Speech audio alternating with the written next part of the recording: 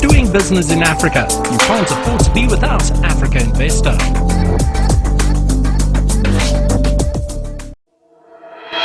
We believe climate change is the greatest investment opportunity of our generation. That's why the African Green Infrastructure Investment Bank, AFGIB, is investing for generational climate returns.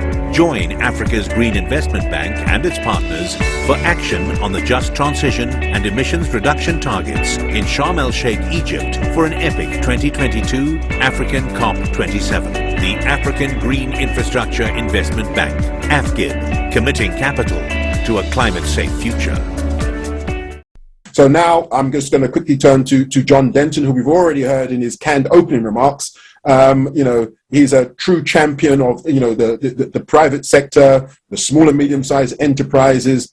I heard a very interesting comment when I was participating in the COP meetings last week. In fact, I was at a sort of quite a high-level event hosted by DLA Piper, and we were talking about decarbonization and net zero strategies.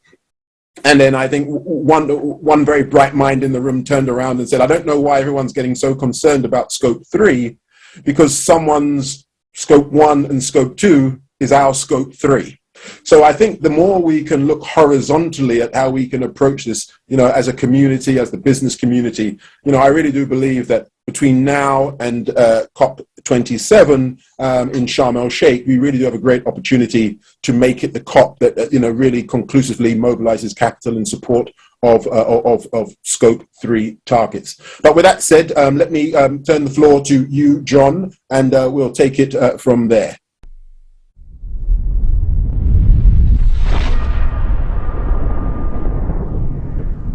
Thanks so much, Hubert, and big shout out to all the participants today. I must say I was very interested in the model law discussion earlier on, as well as also the work of the IEAE. Now, I've just come out of COP27. In fact, I've just been working with my team on how we're going to respond to the draft statement that was issued. And actually, we look at it and describe it probably as limp. At the moment, we're actually determining that our focus will be in the next 2 days over Article 6 issues, but maybe I'll come back to that if we have an opportunity for Q&A. But one thing that really struck me at COP26, and that's what I really want to address turn my remarks towards today, was the power so far of the shift in attitude of the financial community. And as you know, in many respects, the financial community bending the financial markets to support action on to mitigate climate risk, etc., has been absolutely critical, and it's way ahead of government. And as a private sector leader, and ICC is one of the key drivers of that institutional response by the financial markets, we can say that that's actually contributing, I think, to a much greater, improvement in the way in which governments are taking serious now, not just blah, blah, blah around action on climate change, but now at least feel that they need to cover themselves with fig leaves, which is actually a big improvement on where many of them were. And I'm an Australian, and that includes my nation state, my natural state of Australia.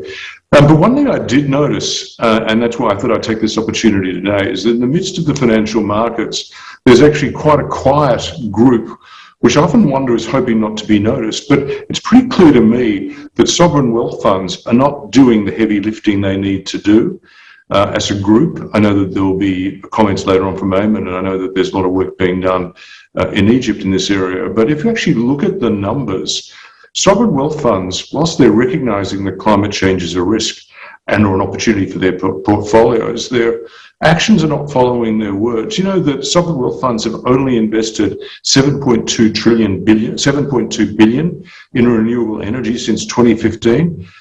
That's actually less than a third of the amount they invest in oil and gas, and represents less than 0.1% of the $10.5 trillion in assets held by sovereign wealth funds around the world. Now, we at the ICC have just repositioned the whole of the global trade finance market, which is $10 trillion, to align with climate change. You'd have to think that the sovereign wealth funds should be looking at this and wondering why they're not, and we should all be wondering why they're not doing more. So while there's growth in real asset climate solution, it appears to be about picking winning investments in isolation. by sovereign wealth funds. Multi-asset or whole portfolio approaches are still in the minority. And I think we actually should be quite frank and sober in our assessment of this. To me, those figures show a chasm between the professed concern and deeds of sovereign wealth funds, between thoughts and action. And so by continuing to fuel climate change, sovereign wealth funds are actually failing the future generations who are supposedly the beneficiaries of their activities, and are certainly not living up to their long-term strategic and economic priorities. Frankly, I think we'll be hearing later on from pension funds, and I sit on the board of a number of pension funds myself, very active in investment. The fact how we would characterise pension funds generally as patient capital, sovereign wealth funds are the same.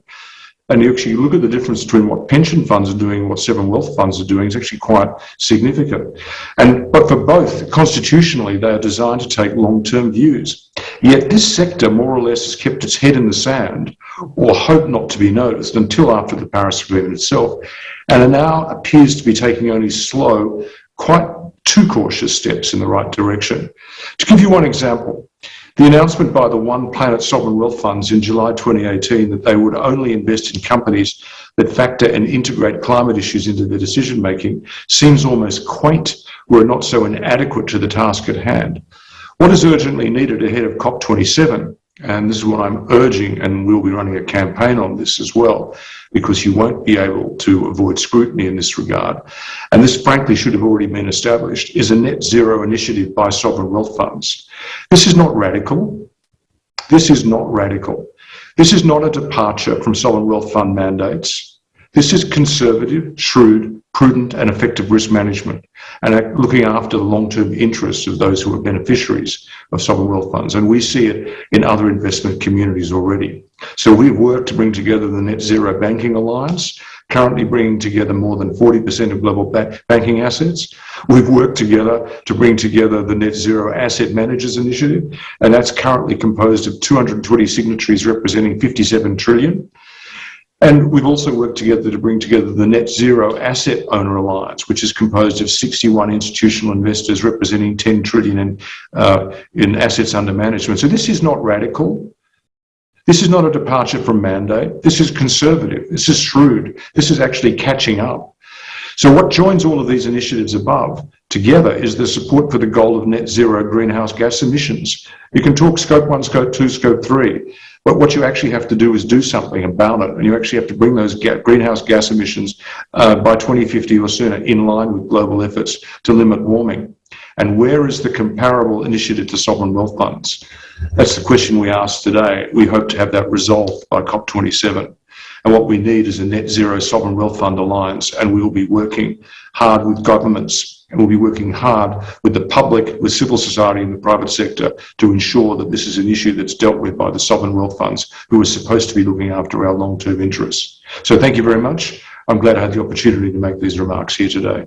Doing business in Africa, you can't afford to be without Africa Investor. We believe climate change is the greatest investment opportunity of our generation.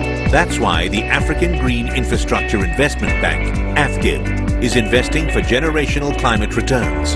Join Africa's Green Investment Bank and its partners for action on the just transition and emissions reduction targets in Sharm el-Sheikh, Egypt for an epic 2022 African COP27. The African Green Infrastructure Investment Bank, AFGIB, committing capital to a climate-safe future. Doing business in Africa, you can't afford to be without Africa Investor.